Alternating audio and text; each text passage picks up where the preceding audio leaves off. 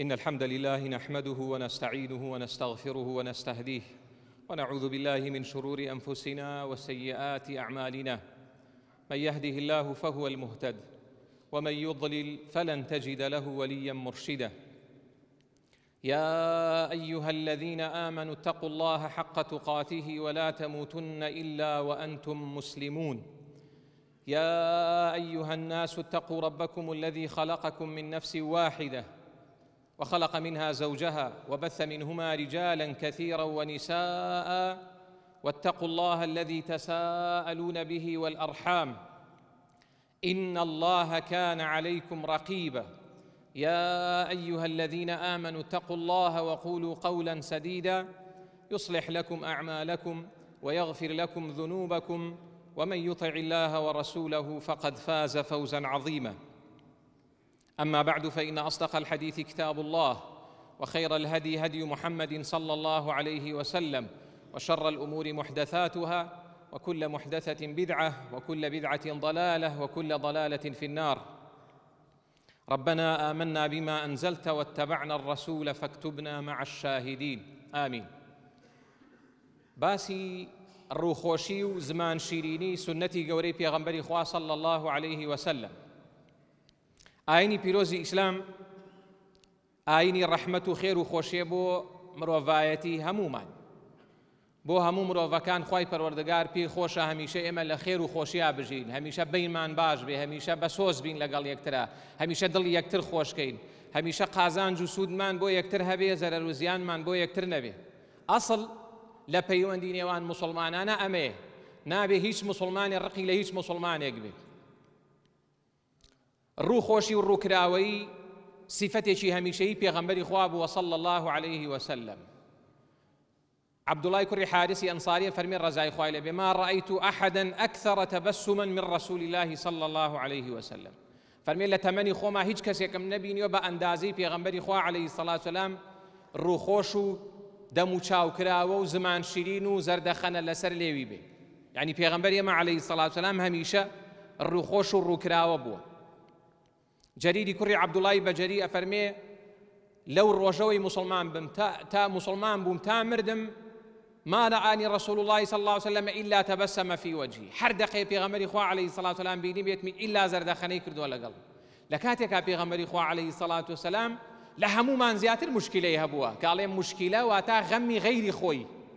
جاری وایە ئێمە هەفتەیەک چارەدەین بە یەکا کەس لە ماڵەوە ناوێری قسەت لەگەڵاکە لەبەرەوەی زەرەرێکت کردووە، لەبەرەوەی دکتۆرێک پێی وتووی نەخۆشی، لەبەرەوەی هەواڵێکی ناخۆشت بیستووە. ئەمانە هەمووی لە لای پێغەمبەر عليه الصلاة والسلام بە زیاترەوە هەبووە. بەڵام ڕۆژێک لە ڕۆژان پێغەمبەری خوا عليه الصلاة والسلام چارەی گرژ نەکردووە، دەموچاوی نەداوە بە یەکە. زۆر هەڵەیە موسڵمانێک سەیری موسڵمانێک بکا و چارە با بە یەکە، یاخود مۆڕەی لێ بکە،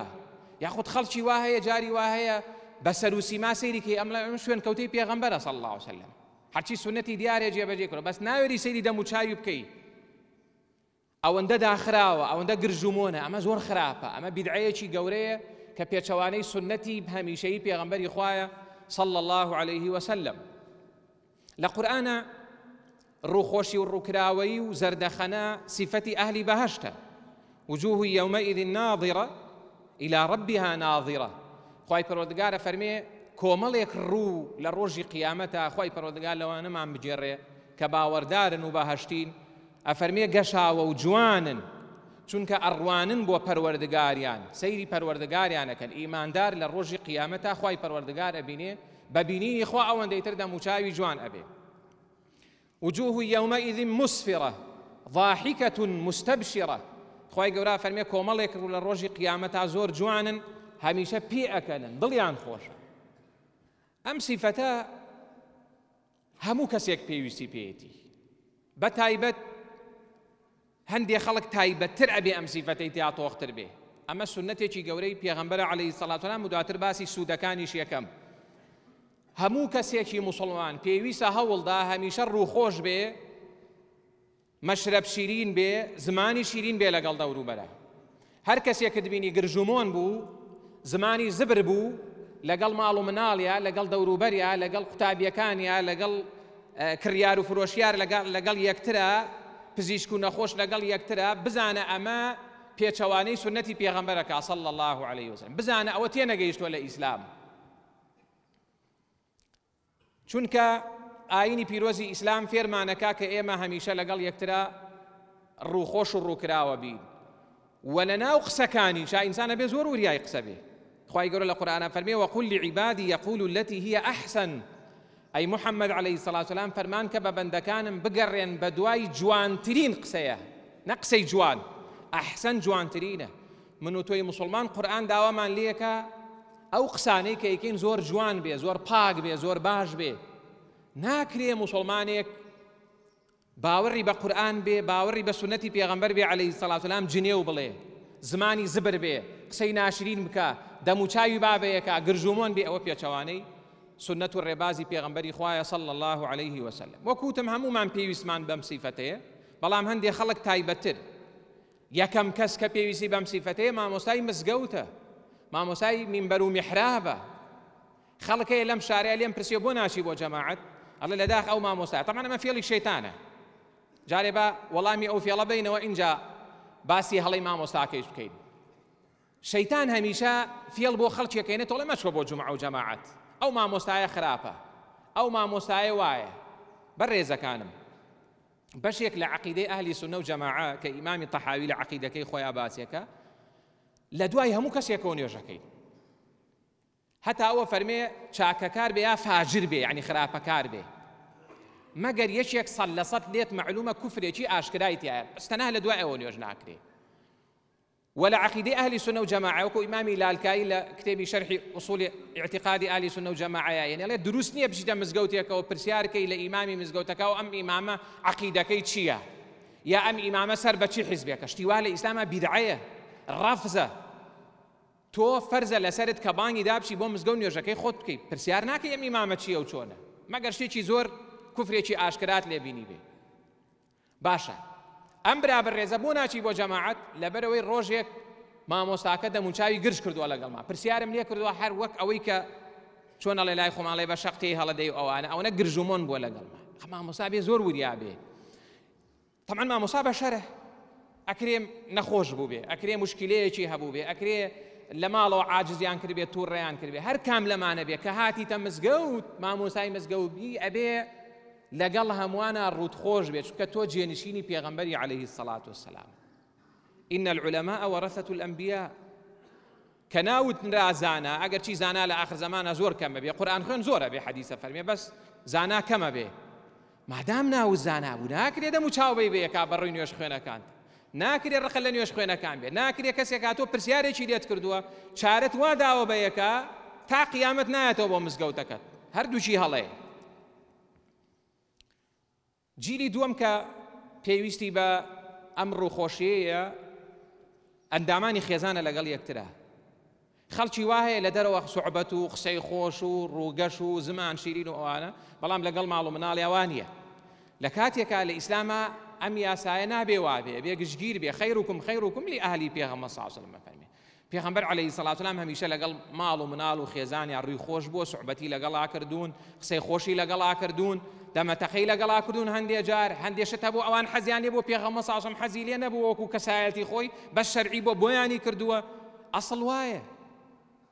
باشە باوکی وایە هەر مناڵەکەی قسەی بڵێ یەکسەر لی تووڕابێ هەر جنێ وەڵێ کە ئەمە جاری تری زۆر جار باسمان کردو نابێ ئەبێ هەوڵ دەین لە ماڵەوە مناڵیشمان وا پەروەردەکەین بەداخەوە ئێستا مناڵەکانی ئێمە پەروەردەیان ناکەین شاشە پەروەردەیانەکە شاشەیش ئینسان گرژومۆنەکە ئەو کەسەی زۆر سەیر شاشاکە ئەم قسەیم زۆر جار وتووە ئەو کەسانەی زۆر سەیری شاشاکەن بە تایبەتی گەنج هەمیشە تووڕەن هەمیشە گرژومۆنن هەمیشە دایک و باوکی ناوێت قسەیەکی لەگەڵا بکات چونکە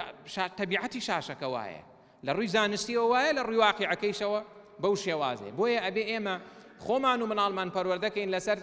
سیفەتی ڕووخۆشی کراوەیی زمان شیرینی قسە خۆشی لەگەڵ یەکترا قسەت خۆش بێ قسەی زبر و ناخۆش مەکە چونکە تۆمارەکرێ لەسەرت ئەنووسرێ. کڕیار و فرۆشیار زۆریان پێویست بەوەیە کە زەردەخەنەیان هەبێ لەگەڵ یەکتر. رحم الله رجلا سمحا إذا باع وإذا اشترى وإذا اقتضى پێغەمبەر صلی الله علیه وسلم دوعات بۆ کە ئامادەم لە بازاڕی کڕین و فرۆشتنەکەی فەرمێ ڕەحمەتی خوا لێ بێ نەرمونیان بە لەگەڵ بەرانبەرەکەتا لە کاتی کڕین و فرۆشتنە لە کاتێکا داوای حەقەکەی خۆت دەکەی زەردەخەنە لەسەر لێو بێ وڵاتی سین کە یەکێکن لە وڵاتە پێشکەوتوەکان لە جیهانە لە بازرگانی و تیجارەتە پندێکیان هەیە ئەوان پندەکە دیارە لای ئێمە ئایەت و حەدیثە ئەوان ئەڵێن ئەگەر نەتزانی زەردەخەنە بکەی لەگەڵ کڕیارە دوکان مەکەرەوە تیجارەت مەکە ناکرێت تۆچی بۆ دوکانێک ئەم کەسە دەموچاوی داوە بەیەکان و نایش کرێ ئەوەندە ڕووی خۆش بێ تی پەڕێنێ جاری وا هەیە بەعزێک دوکاندارە چیشتی لێکڕی زیادڕەویەکە لە مەدەحکردنی توێ هەنێش تەڵێکە لە توێوانی ئەوەش جایز نیە ئینسانە بێت بەس ڕوت خۆش بێ ڕوت کراوە بێ لەگەڵە تۆ ئەڵێ ئەم شتە بای 10 دینارە ئەو ڕەنگ بێ تەبیعەتی وا بڵێ بە 2 دینار نابێ هیچ تووڕە مابێ هیچ پێویست ناکات تووڕەبی لە توێژینەوە زانستیەکانە ئەڵێ ئەو کەسەی دەموچاوی کراوەی و ڕووی خۆشە دەموچاو کە کراوە بێ و ڕوو خۆش بێ 5 بۆ 10 ماسوولکە ئیشەکە بەس کە دەموچاو دابەیەکە تووڕە بووی گرژ بووی 40 بۆ 50 ماسوولکە ئیشەکە بۆیە ئەو کەسانەی زۆر تووڕەن درەنگتر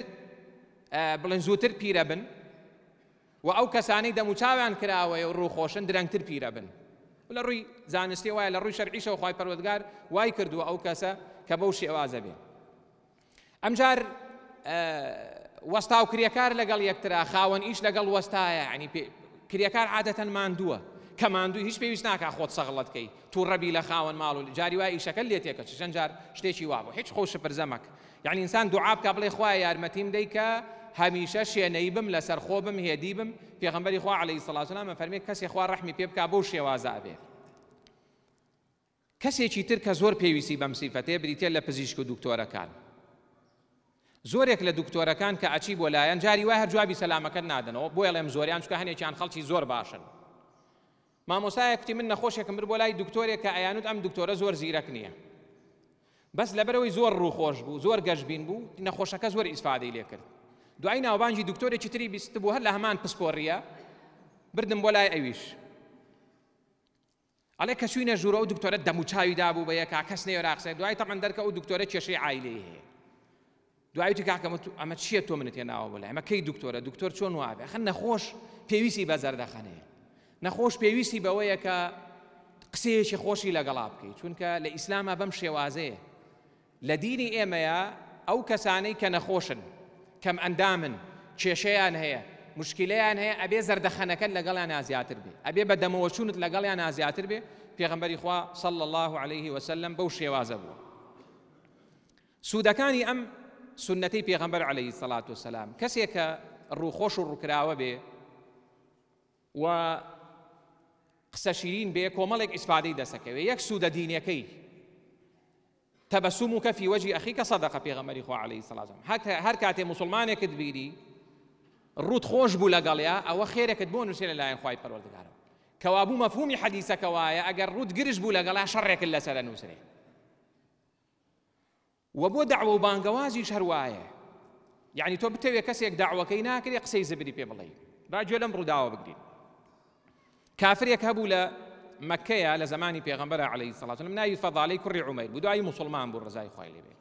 زۆر ڕەخی لە پێغەمبەر بوو صلی الله علیه وسلم هەر چاوەڕێی ڕۆژێک بوو پێغەمبەر بکوژێ عەلەیهی سەڵات وسەلام ئەوەش نەگبەتیە ئینسان ڕەخی لە پێغەمبەر بێ گەورەترین نەگبەتیەوەی ڕقت لە کەسێک بێ کە یەک پارچە خێر و ڕەحمەت و بەرەکەتە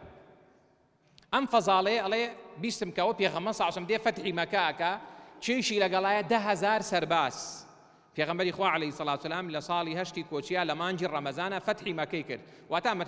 مەکەی پاکردەوە لە بت و سەنەم و ئەوانە و بە سوپایەکی گەورەوە هاتە ناو شاری مەکە هاتە لای کەسانێک کە دەریان کردووە کە دژایەتیان کردووە فەزاڵە ئەڵێ منیش بە فرسەتم زانی خەنجەرێکم باشم ئامادە کرد ژاهراوی کردووە چی لێ کردووە خستمە ژێر جلەکانمە وتم ئێستا ئەچم لە کاتی تەوافە پێغەمبەر صلی الله علیه وسلم ئەکوژم لێی نزیکە بۆ ئەیکوژم ئەڵێ کە هاتم لێی نزیک بوومەوە پێغەمبەر صلی الله علیه وسلم ئاوڕێکی دایەوە و زەردەخەنەیەکی کرد و پێغەمبەر صلی الله علیه وسلم خوای گەورە پێی وتۆ ئەمە هاتۆ بتکوژێ تو خۆ ئەمە ئێمە بین کوێن کەوتەی پێغەمبەر عەلەیهی سەڵات وسەلام چی هەڵوێستێکمانە بێ ئەم هەڵوێستە گەورەیە پێغەمبەر صلی الله علیه وسلم 10,000 سەربازی لەگەڵا هەر ئیشارەتێ بکات لە تووپەتیەکەن هیچیش ناڵێ فەرمیوە فەزاڵە تۆی هەر ئاوا بەشێنێ تی بەڵێ ئەی پێغەمبەر عەلەیهی سەڵات تۆ لە ناخی خۆت هاتوو چی شتێک نەبوو زکری خوامە کوتی نا زکر نەبوو شتێکە تو تەوبەی لێ بکە لە ناخی خۆیان هاتووە پێغەمبەر صلی الله علیه وسلم بکوژێ پێغەمبەر صلی الله علیه و سلم فەرمی تەوبە بکە ئەوانە دەستێکی خستە سەر سنگم فەزاڵاڵە ئاوا دەستێکی خستە وتی خوا هیدایەتی ئەم پیاوە بدەی ئێمە جاری وایە مسلمانێک لە دەممان ئەمین نییە مسلمان هەر ئێستا لەو ڕژگارە وای لێ هاتووە هەر مسلمانێک قسەیەکەکات لە سۆسیال میدیاوە هەزار کەس قسەی ناشرینی پێڵێ وەرە کەسێک هاتووە پێغەمبەر صلی الله علیه و سلم بکوژێ پێغەمبەر صلی الله علیه و سلم زەردەخەنەی بۆ کات دەستی شەقاتە سەر سنگ ئەڵێ خوا هیدایەتی ئەم پیاوە بدە لە کە دەستی هەڵگر خۆشەویستترین کەس لەسەر زەویە لەلام پێغەمبەر بوو صلی الله علیه و سلم پێغەمبەر عەلەیهی سەڵات وسەلام یەک پارچە خێر و ڕەحمەتە بۆ نەیارەکانیشی ئێمە بووین بە بەڵا بۆ گیانی یەکتر مسلمان بۆ بە بەڵا بۆ گیانی یەکتر ئەمە شوێن کەوتنی پێغەمبەرە صلی الله علیه و سلم بۆیە ئەگەر بتەوێ دعوەی کەسێک بکەی بانگەوازیکەی بەخوا بە قسەی زبر نابێ بە جنێ و پێوتن نابێ بە قسەی ناشرین نابێ پێغەمبەر صلی الله علیه و سلم ئاوا نەبووە ئەم زەردەخەنە و ڕووخۆشیە سوودێکی تریشی هەیە کە بریتیە لە سوودێکی دەرونی و بەدەنی و لاشەی بۆ ئەم ئینسانە ئەو کەسانی ڕووخۆش و قسە خۆشن هەمیشە دڵیشیان خۆشە پیاوێکە بوو لە زمانی پێغەمبەر عەلەیهی سەڵات و سەلام جا بۆ زانینتان ئەم سیفەتەی پێغەمبەر عەلەیهی سەڵات و سەلام شۆڕ بۆتەوە بۆ ناو هاوڵان وەکو شاعرە کوردەکە ئەڵێ لە نووری ئەو پێغەمبەرە عەلەیهی سەڵات و سەلام ئەوەندە منعەکیس ببوون غەریبی تازە هاتووە تو ئەیوت پێغەمبەرستانە سەحابە هەموو سیفەتە جوانەکانی پێغەمبەریان گرتبوو عەلەیهی سەڵات و سەلام لەناو سەحابەیە هەموویان ڕووخۆش بوو بەڵام سەحابەیەکمان هەیە بە تایبەت عایدی قسە خۆشی بووە عایدی نوکتە بووە عایدی ئەوەی کە پێوترێ کۆمیدیا بەڵام لە سنووری شەرعە ناوی نوعەیمانی کوڕی عەمرە ئەم نوعەیمانە ڕەزای خوای لێبێ لە فەرمودەیە هاتووە يدخل الجنة وهو يضحك هەر بە پێکەنینەوە چێتە بەهەشت بەس ئیشی ئەوە بوو پێغەمبەری ئێنایە پێکەنین صلی الله عليه وسلم ڕۆژێکیان پیاوێک هات بۆ لای پێغەمبەر عەلەیهی سەڵات و سەلام لە بیابانەوە بە حوشترێکی هاتووە حوشترەکەی زۆر جوان بوو لە دەرەوەی مزگەوتەکە حوشترەکەی بەستەوە و کابرا چوو بۆ لای پێغەمبەر عەلەیهی سەڵات و سەلام ئیشی بە پێغەمبەر بووە صلی الله عليه وسلم پێغەمبەری خوا عەلەیهی سەڵات و سەلام تا قسەی لەگەڵ ئەما کرد هاوڵانیش حەزیان لە گۆشت بوو وتیان نوعەیمان بۆ ناچێ ئەو حوشترە سەر بردەمێکە گۆشتمان نەخوات زانیان نوعەیمانەمە ئیشێتی نوعەیمانیش هەر خێرا چوو حەربەیەکی یەناو جوان حوشترەکەی سەر بڕی و لە توپەتی کرد و ئەوانە کابرا هاتە دەرەوە هاواری کرد وتی ئەی محەممەد حوشترەکەم نەما کابرا لە بیابانەوە بە حوشترەکەی نەمابێ و لە سەفەرێکی دوورەوە هاتبێ و سەیارەکەی نەمابێ پێغەمبەر عەلەیهی سەڵات و سەلام هاتە دەرەوە سەیری سەحابەی کە سەحابە پێکەنین لە ناویەکە نوعەیمان خۆی شادەوە لە بەعزێک ئەڵێن چۆ بۆ ماڵی پوری پێغەمبەر عەلەیهی سەڵات و سەلام پێغەمبەر صلی الله علیه و سەلام تێمە چێ وای کرد تیان وڵا نوعەیمان وای کردووە ئەم نوعەیمانە هەموو ڕۆژێک کەسێک بەهاتایەتە مەدینە شتی پێ بۆ شتێکی جوان ئەچوو لێ یەکڕی ئەیبر بە هەدیە بۆ پێغەمبەر صلی الله علیه و سەلام پێغەمبەر صلی الله علیه و سەلام ئەمە هەدیەی منە بۆ تۆ دوای کابرات ئەیوت نوعەیمان پارەکەم بەرێ ئەیبر بۆ لای پێغەمبەر صلی الله علیه و سەلام پێغەمبەر صلی الله علیه و سەلام پارەکەی بەرێ ئەی نوعەیمان تۆ هەدیەیە بەخوا پارەم پێ نەبوو خۆم ئەوانە بەس حەزم کرد تۆ لەم شتە جوانە بخۆی ڕۆژانە مە ئیشی بوو پێغەمبەر نایە پێکەنین عەلەیهی السەڵات وەسەلام پێغەمبەر صلی الله علیه و سەلام چوو نوعەیمانی دۆزیەوە وتی نوعەیمان بۆ هات کردووە من میوانی ئێمەیەوە مە میوانە بێ ڕێزی لێ بگیری ئەوانە وتی ئای پێغەمبەر عەلەیهی السەلام ئەوانەی کە بە تۆیان و نوعەیمان وای کرد ئەوانەوە پەنیان بە من داوە پێغەمبەر صلی الله علیه و سەلام پێکەنی فەرمی بڕۆن حوشتەرێ لەوەی خۆی باشتری بدەنێ و هیچیشی بە نوعەیمان نەوت هەر ئەم نوعەیمانە یەک حادیسەی تریشی جێڕمەوەی کەمە چۆنەڵێ کۆتایی و بەشی یەکەمی وتارەکە نوعەیمان ڕۆژێک ئەبوو بەکر ئەیان با لەگەڵ کرێکارێکی ترا کە دیارە کرێکار بوون ئەیان با بۆ سەفەرێک ئیشیان پێ بێ نوعەیمان و سولەیت ناوێک ئەبوو بەکر خواردن و زەخیرە و شتەکە داتە سولەیت ئەڵێ سولەیت تۆ ئاگا لەم خواردن و شتانە بێ ئەبوو بەکر ئەچێ دوورەکەوێتەوە ماوەیەک بۆ ئیشێک خۆی نوعەیمان برسیە بێ طبعا ئەم نوعەیمانە لە ژیان نامەکەڵە لەگەڵ ئەوەی کە زۆر کۆمیدی و قسە خۆش بووە لە هەمان کاتە زۆریش ئازا بووە بەشداری بەدر و ئوحود و خەندەق و هەموو ئەوانەی کردووە کە ئەوە مەفخەرەیەکی گەورەیە بۆ سەحابە ڕەزای خۆیان لێبێ کاڵێ بەشداری ئەوەندە جەنگەی کردووە نوعەیمان وتی سولەیت برسیمە شتێکم بەرێ وتی وەڵام من شتە نادەمێت تا ئەبوو بەکر نەیاتەوە ئەمیش برسێتی و ئەوانە وتی شەر بێ پەنێکە پێ بم تێپەر بوون بەلای کۆمەڵێکە کۆمەڵی خەڵکی ئەوانە هەر کاروانچی و ئەوانە بوون نوعەیمان چوو پێیانی وت ئەوە من کۆیلەیەکم هەیە بۆ نایان لێم بکڕن کۆیلەیەکی زۆر باشە بەس یەک عادەتی خراپی هەیە ئەڵێ من کۆیلە نیم کە ئاچنەی کرد ئەوانیش وتیان وەڵای پێویستمان زۆر بە کۆیلەیەکە بەشەنێ وتیان دە حوشتر دەدەین ئەگەر کۆی وتی کۆیلەیەکی زۆر باشە لەشی ساغا زۆر عاقڵە بەس غەڵەتەکەی ئەوەیە لە من کۆیلە نیم هاوارە کاکە کڕیتان کان باشە ئەو دە حوشتری چاک بۆ تۆ و ئەو کۆیلەیەمان پێ بفرۆشە نوعەیمانیش مامەڵەی خۆی لەگەڵا کردن و ئەوانە و سولەیتیان برد بەستیانەوە بردیان هاوارێ کورکورە بابە من کۆیلە نیم من ئازادم لەگەڵ ئەوە تیان نا خۆمان نەزانین فێڵەکەت تەزانین ڕاستە پێی وتوین خاوەنەکەت پێی وتوین سەیدەکەت پێی وتوین ئەبوو بەکراتوت نوعیمان کواس و لەیت تیوڵا فرۆشتومە بۆ فرۆشتت تیوەڵا ئاها خواردنی نەدایە من و ئەوانە ئەبوو بەکرتی کورە با بڕین فریاییکەوی نابێشتیوە ئەبوو بەکر خێرا ڕۆی خەڵکەکەی پەشیمان کردوتی کاکەوە چیەکەن وڵاوە کرێکاری منەوە ئازادە و ئەوە برادر و ڕەفیقی بووە هاتنەوە بۆ مەدینە باسییان کرد بۆ پێغەمبەر صلی الله علیه وسلم سەحابە فەرموون یەک ساڵ کە باسمانە کرد پێەکەنی پێغەمبەر صلی الله علیه وسلم پێەکەنی مەجلیس پێەکەنی ئەمە لە ژیانی پێغەمبەر عەلەیهی سەڵات وسەلام ئەم شتانە هەبووە مانای وانە کە ئینسان باسی سنەت و سیرەتی پێغەمبەرەکە عەلەیهی سەڵات وسەلام ئەم بەشە گرنگەی سنەت و سیرەت واز دێبێنین برابەر ڕێزەکان سوعبەت و قسەی خۆش لە ئاینی پیرۆزی ئیسلامان ڕێگە پێدراوە بەڵام بە کۆمەڵێک مەرجی یەکەمیان سوعبەت و قسەی خۆش نابێ گاڵتەکردن بە دینی تیابێ نابێ گاڵتەکردن بێ بە پیرۆزیەکانی ئێمە نابێ کەسێک بێ لە سوسیال میدیایە شتێک بڵاو کاتەوە قسە بکا بە مەکە و مەدینە بە کەعبەی مشەڕەفە بە ئاوی زەمزەم بە خورمای عەجوە ئەمانە لای ئێمە پیرۆزن چونکە ئەمە پەیوەندی بە عەرەبەوە نییە برابەر ڕێزەکان ئەمە پەیوەندی بە دەقی قورئان و سونەتەوە هەیە مەکە عەرەب دروستی نەکردووە ماڵی خوای و پێغەمبەرێکی پایەبەر دروستی بووە کە پێغەمبەر ئیبراهیم عەلەیهی سەلام هەر عەرەبیش نەبووە تۆم معنای وانە ئێمە نەڕقمان لە عەرەبە نەڕقمان لە کوردە ڕقمان لە کافرە ڕقمان لە منافقە ڕقمان لە عەلمانیە ڕقمان لە جوولەکەی ڕقمان لەو کەسانەیە گاڵتە بە پیرۆزیەکانمانەکەن و فەرزە لەسەرمانەوە بەشێکە لە دینمان و ئینسانی موسڵمانیشە بێ وابێ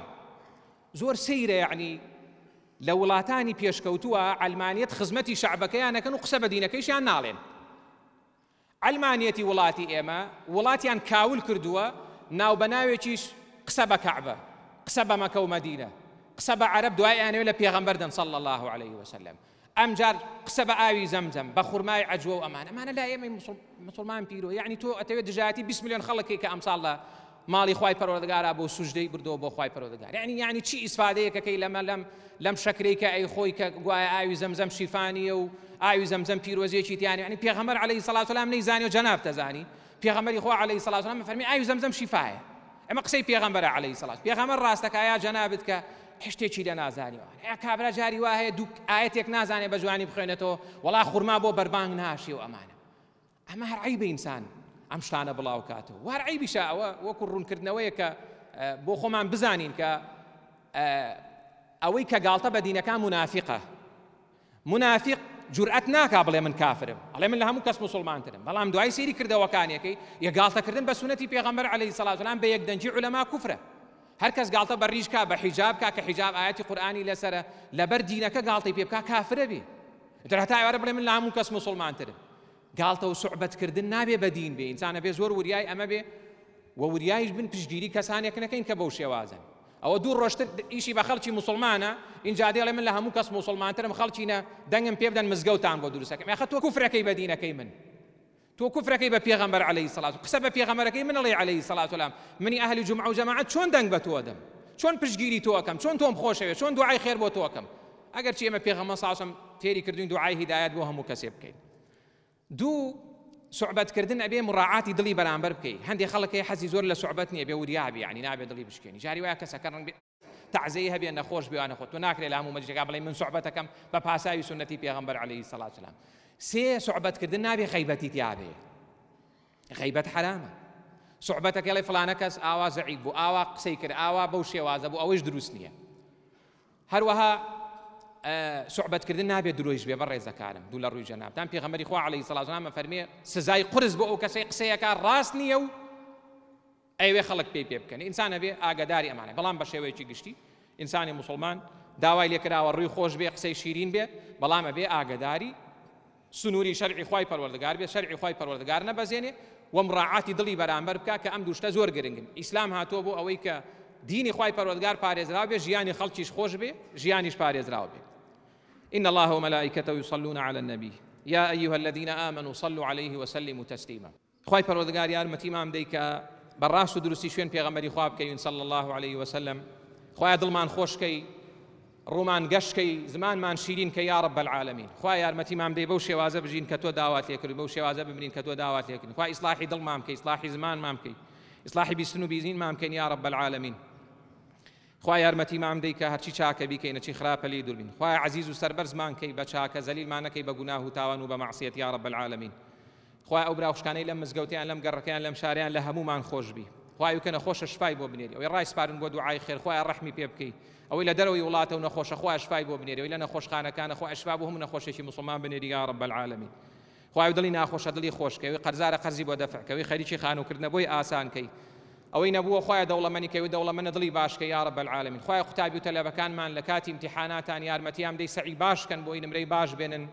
بەتایبەتیوانی ئەهلی جومعە و جەماعەتن خوای یارمەتیان بدەی نمرەی باش بێنن و سەرکەوتوو بن خوای هەمومان سەرکەوتووکەی لە دنیا و لە قیامەتە أقول قولي هذا وأستغفر الله لي ولكم ولسائر المؤمنين